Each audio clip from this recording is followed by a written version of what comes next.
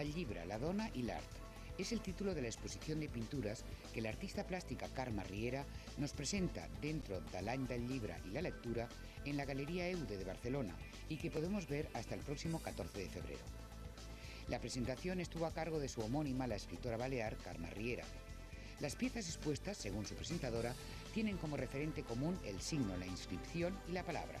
Las técnicas son variadas, collages, grabados y dibujos sobre materiales diversos. Y cabe destacar la incidencia del artista en las mujeres lectoras y escritoras con el homenaje a Catherine Albert en el centenario de su obra Solitud, al igual que el recuerdo a las escritoras víctimas de la violencia a lo largo de la historia a las que dedica Llibre de Silenci.